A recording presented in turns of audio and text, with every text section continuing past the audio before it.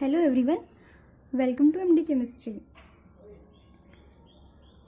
पिछली वीडियो में मैंने आपको यहाँ तक करवाया था ना, केमिकल क्लासिफिकेशन की थी हमने, जिसके अंदर पढ़ा था प्योर सब्सटेंसेस और मिक्सचर्स, है ना। प्योर सब्सटेंस क्या होते थे?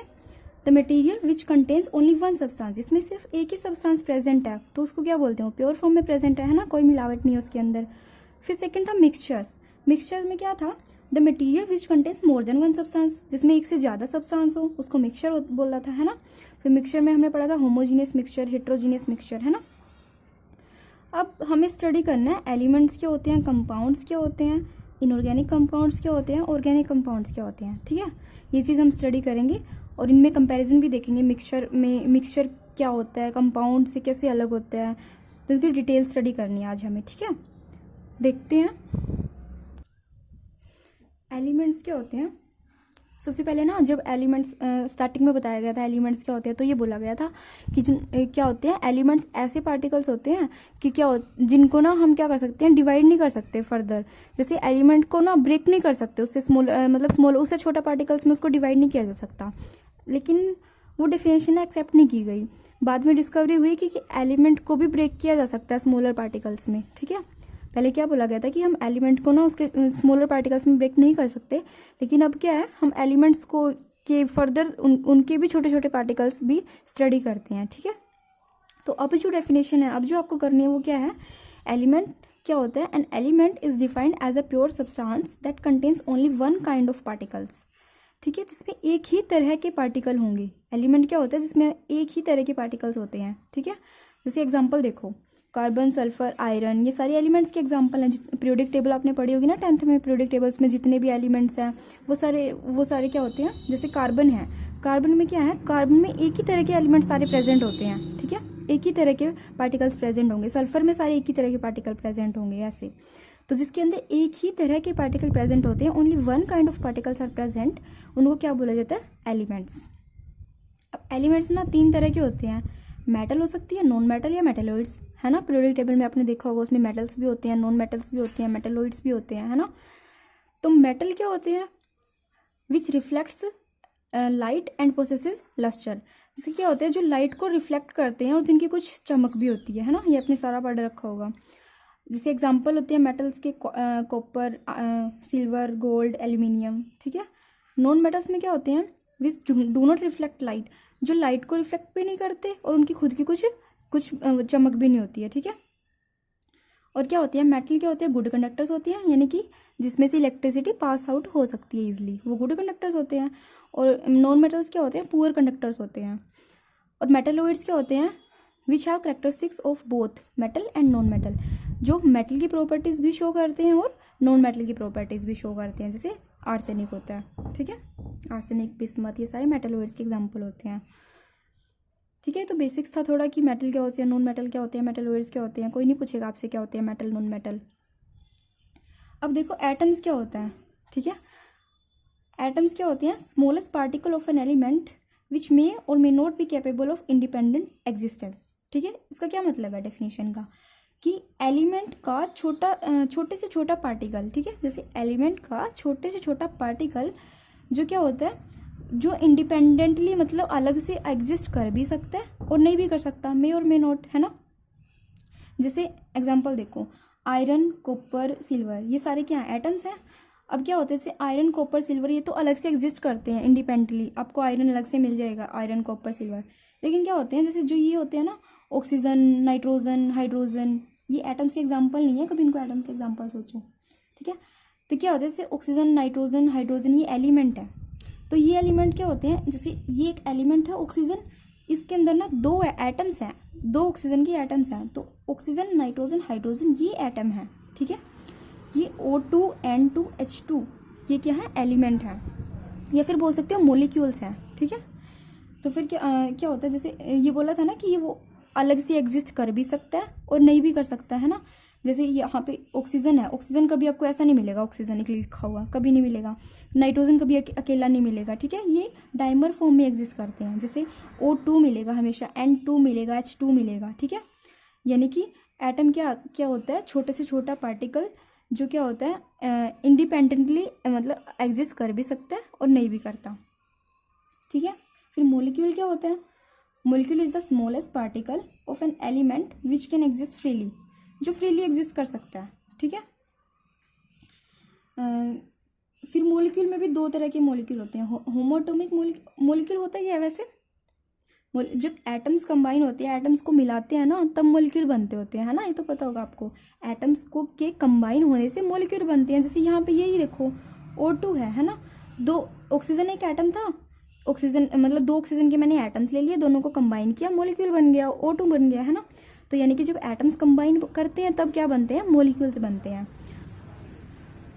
तो मोलिक्यूल्स दो तरह के हो सकते हैं, होमोएटॉमिक मोलिक्यूल्स और हेटेरोएटॉमिक मोलिक्यूल्स। होमोएटॉमिक मोलिक्यूल्स क्या होते हैं? Only one kind of atoms, जिसके अंदर एक ही तरह के एटम्स होते हैं, जैसे कि H2O2 N2, ठीक है। H2 में क्या है? एक ही तरह के एटम है ना, दोनों मतलब दो एटम्स हैं यहाँ पे, दोनों के दोनों एटम हाइड्रोजन है। ऑक्सीजन के अंदर दो एटम है, दोनों के दोनों ऑक्सीजन है। नाइट्रोजन के अंदर दो एटम है, दोनों के दोनों नाइट्रोजन है। यानी कि जिसके अंदर एक ही तरह के एटम होंगे ना, उस मोलिक्यूल को बोलेंगे वो होमोएटॉमिक मोलिक्यूल है, ठीक है। और हेटेरोएटॉमिक मोलिक्यूल क्या होगा फिर? जिसके अंदर क्या होंगे? डिफरेंट डिफरेंट एलिमेंट होंगे, है ना। जैसे HCl, H2O, CO2। इसके अंदर क्या है? HCl के अंदर एक एलिमेंट हाइड्रोजन है और एक एलिमेंट क्लोरीन है ना। यानी कि दोनों एलिमेंट अलग अलग तरह के है ना, एक हाइड्रोजन हो गया, एक क्लोरीन हो गया। यानी कि अगर एक ही तरह के एलिमेंट हो तो उसको बोलते हैं होमोएटॉमिक मोलिक्यूल, और अगर डिफरेंट डिफरेंट टाइप के एलिमेंट हो तो उसको बोला जाता है हेटेरोएटॉमिक मोलिक्यूल, ठीक है। ये था एटम्स और मोलिक्यूल्स। अब एलिमेंट प्योर जो सब्सटेंसेस के दो टाइप पढ़े थे ना हमने, प्योर सब्सटेंसेस दो तरह के थे, एलिमेंट्स एंड कंपाउंड्स, है ना। एलिमेंट्स हमने देख लिया, अब हम देखते हैं कंपाउंड क्या होते हैं, ठीक है। एलिमेंट हमने स्टडी कर लिया, अब देखते हैं कंपाउंड क्या होते हैं। प्योर सब्सटेंस की टाइप पढ़ रहे हैं हम, एलिमेंट एंड कंपाउंड। कंपाउंड्स क्या होते हैं? Compounds are pure substances containing more than one kind of elements, ठीक है। जैसे एलिमेंट में क्या बताया था मैंने? जिसके अंदर एक ही तरह के पार्टिकल होंगे, है ना। और यहाँ पे क्या है? कंपाउंड्स में इसके अंदर क्या होंगे? एक से ज़्यादा तरह के पार्टिकल्स होंगे, मोर than one kind of elements, ठीक है। एक से ज़्यादा तरह के एलिमेंट्स होंगे इसके अंदर। अब जैसे अगर डेफिनेशन की बात की जाए तो क्या होगा? A compound is a pure substance containing two or more than two elements combined together in a fixed proportion, ठीक है।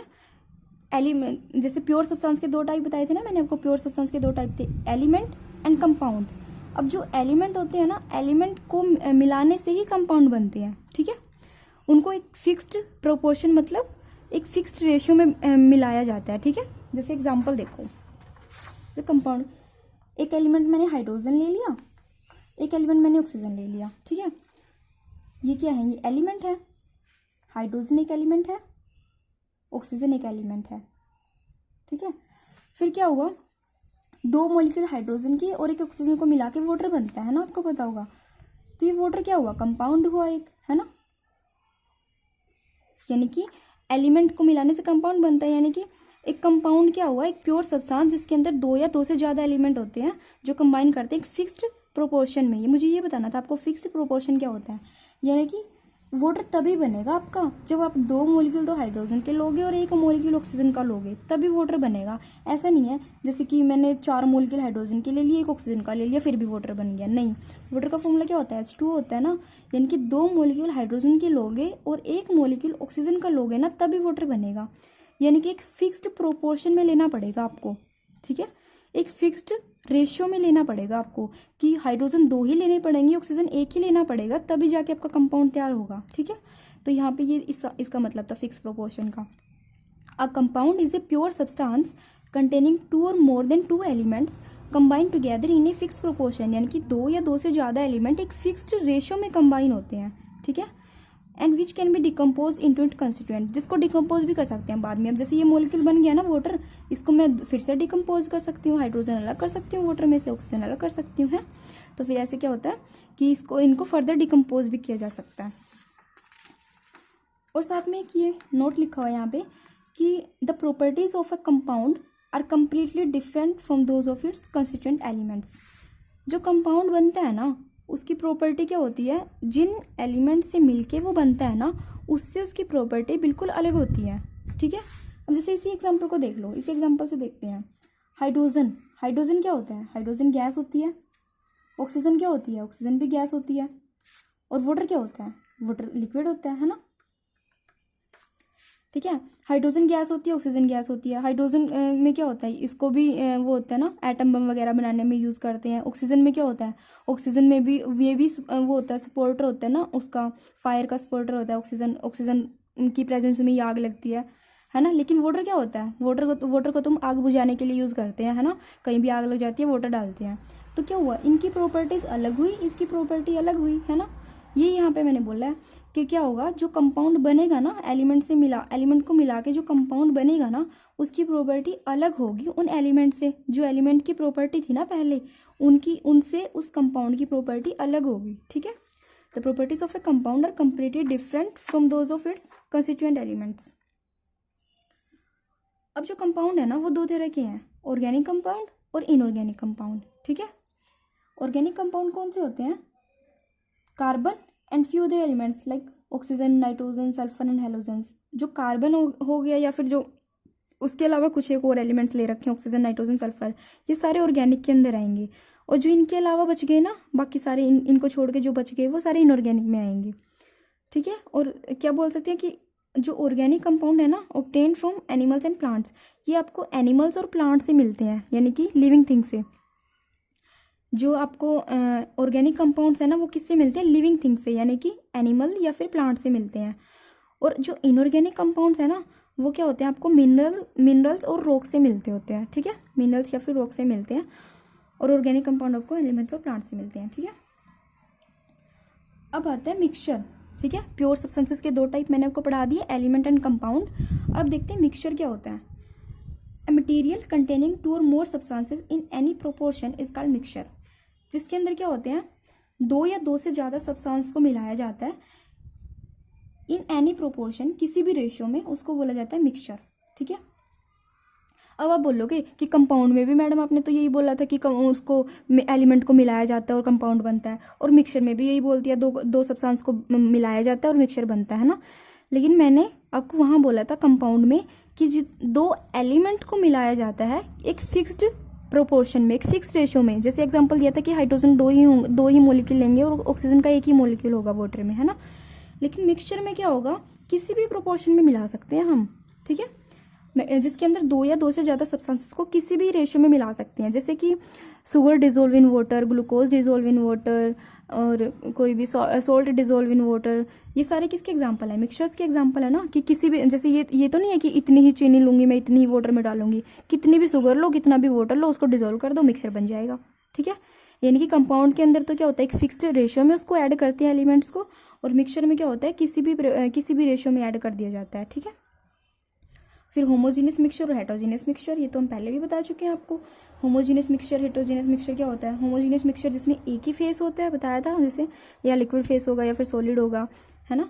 और हेटेरोजीनियस मिक्सचर में जिसका, या फिर इसकी एक और डेफिनेशन होती है, होमोजीनियस मिक्सचर में क्या होता है, यूनिफॉर्म कंपोजिशन होती है जिसके अंदर, ठीक है। यूनिफॉर्म कंपोजिशन मतलब, कंपोजिशन क्या होती है कि किस किस से वो चीज़ मिलके बनी हुई है ना, वो क्या होगी, यूनिफॉर्म कंपोजिशन होगी। मतलब कि एक बार मिलने के बाद आप नहीं बता पाओगे इसमें क्या क्या मिला हुआ है, ठीक है, यूनिफॉर्म कंपोजिशन होगी। और क्या होता है हेटेरोजीनियस में, not uniform composition, uniform composition नहीं होती, आप अलग से बता सकते हो इसके अंदर कुछ अलग से मिला हुआ है, ठीक है। जैसे मैंने आपको एग्जांपल भी बताया था, जैसे होमोजीनियस में बताया था मैंने आपको, सोल्ट डिजोल्व इन वाटर, कि आप नमक पानी में डिजोल्व कर दो तो आपको पता नहीं चलेगा बाद में किसके अंदर पानी घुला हुआ है या नहीं घुला, इस नमक के अंदर, मतलब पानी के अंदर नमक है या नहीं है, बिना टेस्ट किए, है ना, देखने पे तो नहीं बता सकते। और हेटेरोजीनियस मिक्सचर में मैंने आपको एग्जांपल बताया था, वो सैंड डिजोल्व इन वाटर, है ना। आप उसको अलग से बता सकते हो कि हाँ इस पानी के अंदर ना मिट्टी घुली हुई है, आपको थोड़ी थोड़ी मिट्टी दिखेगी, मिट्टी के पार्टिकल्स दिखेंगे आपको, है ना। वो हेटेरोजीनियस सॉल्यूशन में मैंने आपको बताया था। अब ये मैं आपको बता चुकी हूँ, आप खुद ही करोगे, बस थोड़ा सा बता रही हूँ कि कंपाउंड और मिक्सचर में डिफरेंस क्या क्या क्या हुआ। वो कंपाउंड में क्या हुआ कि इसके अंदर क्या होता है, constituent present in fix ratio, इसमें फिक्स रेशियो में पार्टिकल्स प्रेजेंट होंगे ना, और इसमें क्या होंगे, किसी भी रेशियो में प्रेजेंट हो सकते हैं। कंपाउंड्स जो होते हैं हमेशा होमोजीनियस होते हैं, ठीक है, एक ही तरह का फेज होता है इनका। और जो मिक्सचर होते हैं ना, वो जरूरी नहीं है होमोजीनियस हो। मिक्सचर के तो दो टाइप मैंने आपको बताए हैं, अभी बताए हैं, होमोजीनियस और हेटेरोजीनियस। और कंपाउंड क्या होते हैं, the properties of constituent different from compound, ये भी मैंने आपको बता दिया कि जो प्रॉपर्टी होती है ना कंपाउंड की तो अलग प्रॉपर्टी होएगी, और जिनसे वो मिलके बना है ना जो उसके कंस्टिट्यूएंट हैं उनकी प्रॉपर्टी अलग होएगी। जैसे मैंने आपको एग्जांपल दिया था कि हाइड्रोजन की प्रॉपर्टी अलग होती है, ऑक्सीजन की अलग होती है और वाटर की अलग होती है ना। यानी कि जो कंस्टिट्यूएंट थे हाइड्रोजन और ऑक्सीजन वो तो उनकी क्या थी, वो तो दोनों गैस थी ना, और फिर उनको मिला के वाटर बना था, है ना, वो लिक्विड था। यानी कि हाइड्रोजन और ऑक्सीजन की प्रॉपर्टी अलग थी और वाटर की प्रॉपर्टीज अलग होंगी, है ना। और इनकी क्या होती है, इनकी जो प्रॉपर्टीज होती है ना वो इसके कंस्टिट्यूएंट से की जैसे ही होती हैं लगभग। जैसे एग्जांपल देखो, जैसे वो ले लो सोल्ट डिजोल्व इन वाटर ले लो, ठीक है। तो क्या हुआ, जैसे सोल्ट क्या होता है, सोल्ट का टेस्ट कैसा होता है आपको पता ही है ना। और क्या होता है, पानी, पानी का भी टेस्ट आपको पता है। और जब उनका मिक्सचर बनाओगे ना तो उसको टेस्ट करके देखोगे फिर भी आपको पता चल जाएगा कि हाँ इसके अंदर तो सोल्ट का टेस्ट भी मिल रहा है और वाटर का टेस्ट भी मिल रहा है ना। तो क्या होता है, जो इनसे मिक्सचर जो बनता है ना उसकी जो प्रॉपर्टीज होती हैं वो जिस मिक्सचर जिससे मिलके बना है ना उनकी जैसी ही होती हैं, ठीक है, उनके बीच में ही लाई करती हैं। और क्या होता है, compounds are formed as a result of chemical change. जो कंपाउंड्स जब बनते हैं जब केमिकल चेंज होता है, ठीक है, केमिकल चेंज केमिकल रिएक्शन ही तो होती है जब हाइड्रोजन ऑक्सीजन मिलते हैं, या फिर कोई भी और कंपाउंड ले लो, ये जरूरी नहीं है वाटर ले लो, हाइड्रोजन और क्लोरीन ले लो, हाइड्रोक्लोरिक एसिड बनता है, H2SO4 बनता है। तो उसमें क्या होता है, जब केमिकल चेंज होता है तब कंपाउंड बनते हैं। लेकिन मिक्सचर कब बनते हैं, जब फिजिकल चेंज होता है, ठीक है। मिक्सचर जब मतलब देखने पे ही पता चल जाएगा आपको कि हाँ ये मिक्सचर बना हुआ, फिजिकल चेंज जो आपको देखने पे पता चल जाता है, ठीक है। या फिर जो बाहर जिसके अंदर कोई भी केमिकल रिएक्शन नहीं होती है, ऐसे देख लो। इनका क्या होता है, शार्प होता है melting and boiling point. Compounds का हमेशा आपको शार्प एक मतलब फिक्स मतलब पता चलेगा आपको कि ये इसका मेल्टिंग और बॉइलिंग पॉइंट है। लेकिन कंपाउंड का कोई sharp melting and boiling point नहीं होता। जैसे मैं आपको बता सकती हूँ, कोई भी कंपाउंड है ना मेरे पास, जैसे HCl है, तो मैं बताऊंगी कि इसका मेल्टिंग पॉइंट इतना होता है, इतना, इसका बॉइलिंग पॉइंट इतना होता है। लेकिन अगर कोई मैंने सॉल्यूशन बना रखा है ना, जैसे शुगर सॉल्यूशन, मैं नहीं बता सकती शुगर सॉल्यूशन का कितना होता है मेल्टिंग पॉइंट, क्या पता मैंने कितनी शुगर डिजोल्व किया वाटर में, है ना। तो इनका melting and boiling point sharp नहीं होता, और इनका कंपाउंड का मेल्टिंग और बॉइलिंग पॉइंट शार्प होता है, ठीक है। अभी मेरे पास प्रॉपर्टीज ऑफ मैटर की प्रॉपर्टीज क्या होती हैं, physical properties, chemical properties. Physical properties क्या होती हैं, which can be measured without changing the identity of the substance. कि ना सब्सटेंस की पहचान को चेंज किए बिना मैं बता सकती हूँ और जिनको मेजर कर सकती हूँ वो फिजिकल प्रॉपर्टीज होती हैं। जैसे मास, वॉल्यूम, डेंसिटी, मेल्टिंग पॉइंट। जैसे कोई भी सब्सटेंस है मैं उसका मास पता कर सकती हूँ कितना है वेट करके, है ना, वॉल्यूम पता कर सकती हूँ, डेंसिटी, मेल्टिंग पॉइंट, जो ये प्रॉपर्टीज़ है ना ये सारी फिजिकल प्रॉपर्टीज़ के अंदर आती हैं। और केमिकल प्रॉपर्टीज़ क्या होती हैं, which are measured with a chemical change. वो तभी पता कर पाएंगे जब केमिकल रिएक्शन होगी, ठीक है। फिजिकल प्रॉपर्टी तो आप मतलब बिना किसी रिएक्शन के पता कर सकते हो, है ना। जैसे मास तो आप सीधा ही मेजर कर सकते हो ना कितना होता है, volume, density, melting point, boiling point. लेकिन जब केमिकल प्रॉपर्टीज आपको देखनी है ना, कि जैसे कोई भी कंपाउंड है देखना है किस चीज़ के साथ इसकी रिएक्शन होती है, तो वो तो आपको करवा के देखनी पड़ेगी ना। रिएक्शन करवाओगे फिर देखोगे हुई है या ना नहीं हुई है ना। यानी कि जब केमिकल चेंज आपको देखना है ना, जब कोई केमिकल चेंज होगा ना तब केमिकल प्रॉपर्टीज आप देख सकते हो, ठीक है। उसके बाद है the international system of units. ऐसे यूनिट्स क्या होती हैं, इंटरनेशनल सिस्टम ऑफ यूनिट्स। देखो इसको ना जनरल समझते हैं क्या क्या होता है। यूनिट क्या होती है, a unit is defined as the standard for reference chosen to measure and physical quantity. किसी भी फिजिकल क्वांटिटी को मापने के लिए ना हम यूनिट्स का यूज़ करते हैं, ठीक है। अब जैसे डेली लाइफ से इसका एग्जांपल देखो, आपको ना जैसे दूध लेना है तो अब क्या क्या बोलती हो कि मुझे 1 kg दूध दे दो, नहीं 1 kg बोल रही हूँ सॉरी, 1 लीटर दूध दे दो, 2 लीटर दूध दे दो, है ना। आपको जैसे दुकान पे जाना है, दुकान से ना आपको शुगर लेके आनी है, आप क्या बोलते हो, मुझे 1 किलो चीनी दे दो, 2 किलो चीनी दे दो, है ना। तो ये जो किलो वर्ड है, केजी वर्ड है, और जो ये लीटर वर्ड है, ये क्या है, ये यूनिट्स ही तो हैं। यानी कि इतना फिक्स कर रखा है कि अगर आपको मास को वो देखना है ना कि मास पता करना है क्या क्या होता है, तो उसके लिए ना एक यूनिट दी गई है आपको कि मास को ना केजी में देखोगे आप या फिर ग्राम में देखोगे कि इतनी केजी मुझे चाहिए, मुझे इतना ग्राम चाहिए, है ना। तो यानी कि किसी भी क्वांटिटी को मेजर करने के लिए ना एक यूनिट डिसाइड होती है पहले से ही, ठीक है। अब जैसे लेंथ का एग्जांपल ले लो। अब मुझे ना कपड़ा देखना है कि मुझे ना जैसे हम किसी भी दुकान पे जाते हैं, बोलते हैं 5 मीटर कपड़ा दे दो, 6 मीटर कपड़ा दे दो, है ना। यानी कि लेंथ, यानी अगर मुझे लेंथ मापनी है ना तो मैं मीटर का यूज़ करती हूँ, है ना। तो एक मीटर क्या है, एक यूनिट हुई ना। तो ऐसे क्या होती है, हर एक चीज़ को मापने के लिए ना एक स्टैंडर्ड यूनिट डिसाइड होती है हमेशा, ठीक है। तो वो होती हैं यूनिट्स। जो जिनको पहले से जो डिसाइडेड होते हैं किसी भी फिजिकल क्वांटिटी को मेज़र करने के लिए, ठीक है। अभी कुछ फिजिकल क्वांटिटीज़ हैं, ये उनके सिंबल हैं। फिर ऐसा यूनिट, हम कौन सी यूनिट यूज़ करते हैं उनको मापने के लिए, और फिर उस यूनिट का सिंबल क्या है, ठीक है। ये टेबल आपको याद होनी चाहिए, ठीक है। अभी कुछ एक बेसिक्स तो आपको पता होंगे, कुछ नहीं पता होंगे, वो सीखते हैं। फिजिकल क्वांटिटीज़ में क्या होगी, लेंथ हो गई, मास हो गया, टाइम हो गया, ठीक है। जैसे लेंथ है, लेंथ के लिए सिंबल एल होता है। अब लेंथ की ऐसा यूनिट क्या होती है, मैंने आपको बता दिया। लेंथ को मैं कैसे माप सकती हूँ, लेंथ को मैं मीटर से माप सकती हूँ ना, कि जैसे लंबाई मेरे को मापनी है 5 मीटर, ये 6 मीटर है, 7 मीटर है ना, मीटर से माप सकती हूँ। तो उसकी ऐसा यूनिट क्या हुई, मीटर। और मीटर का सिंबल क्या हुआ, एम, ठीक है। लेंथ का सिंबल एल, मीटर का सिंबल एम, फर्स्ट डिजिट एक तरीके से, हर किसी केस में नहीं है, वैसे याद रखने के लिए। मास को मैं, मास का सिंबल एम है, और मास की ऐसा यूनिट क्या होती है, मास को मैं कैसे मापती हूँ, किलोग्राम में, है ना। वैसे तो आप बोलोगे कि ना ग्राम में भी तो माप सकते हैं, 5 ग्राम दे दो, 6 ग्राम दे दो, है ना। लेकिन ये ना ऐसा यूनिट एक मतलब फिक्स आपको किलोग्राम में ही लेनी पड़ेगी ऐसा यूनिट, तभी तो फिक्स कर रखिए ना कि आप मीटर में ही लोगे, किलोग्राम में ही लोगे। टाइम है, जैसे टाइम को सेकंड, टाइम की जो ऐसा यूनिट है ना वो सेकंड ही, आप सेकंड में ही टाइम को देखोगे, मिनट वगैरह यूज़ नहीं करोगे, वो फिर उसकी सीजीएस यूनिट और अलग अलग टाइप के यूनिट्स में चलेगा, ठीक है। अब जो ऐसा यूनिट है जो इन्होंने आपको बताई है कि हाँ ये लेनी है, तो आप वही लोगे, ठीक है। तो मास की जो ऐसा यूनिट है वो किलोग्राम होती है, और सिंबल क्या होता है, केजी। वैसे टाइम के लिए सिंबल टी होता है, और उसकी ऐसा यूनिट सेकंड होती है। यानी कि टाइम को कैसे मापते हो आप, सेकंड में, कि 5 सेकंड है, 6 सेकंड, ऐसे ही देखते हो टाइम, ठीक है। टाइम की ऐसा यूनिट सेकंड है, और सिंबल उसके लिए एस। इलेक्ट्रिक करंट का सिंबल आई होता है, ठीक है, और उसकी ऐसा यूनिट होती है एम्पियर। करंट को कैसे मापते हो आप, एम्पियर में, कि 5 एम्पियर है, 6 एम्पियर है, ठीक है। जैसे ये इनके लिए यूनिट है ना, लेंथ के लिए, मास के लिए, वैसे ही इनके लिए है। इलेक्ट्रिक करंट के को आप एम्पियर में मापते हो, और उसके लिए सिंबल होता है ए। थर्मोडाइनमिक टेम्परेचर, अब टेम्परेचर को आप टी से लिखते हो, और टेम्परेचर को मापा जाता है केल्विन में, ठीक है। वैसे ऐसे यूनिट केल्विन है, वैसे तो बहुत सारे तरीके हैं टेम्परेचर को मापने के लिए, डिग्री सेल्सियस में भी मापा जाता है, और भी बहुत सारे वे होते हैं, ठीक है। ऐसे यूनिट केल्विन है कि तो टेम्परेचर की ऐसा यूनिट केल्विन है, और सिंबल उसके लिए के है। वैसे अमाउंट ऑफ सब्सटेंस की ऐसा यूनिट है मोल। अमाउंट ऑफ सब्सटेंस, अब जैसे ये होता है ना, शुगर है या फिर कोई भी चीज़ है, आप उसको ऐसे मापते हो कि 1 kg दे दो, 2 kg दे दो, है ना। अब मेरे पास अगर कोई कंपाउंड है, जैसे कार्बन ले लो, ठीक है। अब मैं कार्बन ऐसे बोलूँगी मुझे 1 किलो कार्बन दे दो, 2 किलो कार्बन दे दो, नहीं, ऐसे तो नहीं बोलूँगी ना। तो उनके लिए अगर किसी सब्सटेंस की अमाउंट आपको मेजर करनी है ना, तो उसके लिए मोल वर्ड यूज़ होता है, ठीक है।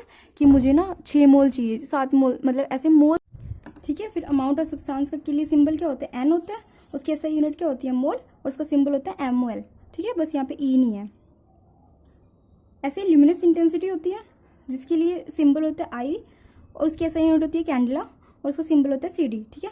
ल्यूमिनस इंटेंसिटी क्या होती है, ब्राइटनेस, है ना, कि जितनी ज़्यादा ब्राइटनेस होती है हम बोलते हैं ज़्यादा इंटेंसिटी है। तो उसकी और इंटेंसिटी की जो यूनिट होती है, इंटेंसिटी को कैसे मापा जाता है, कैंडला में, ठीक है।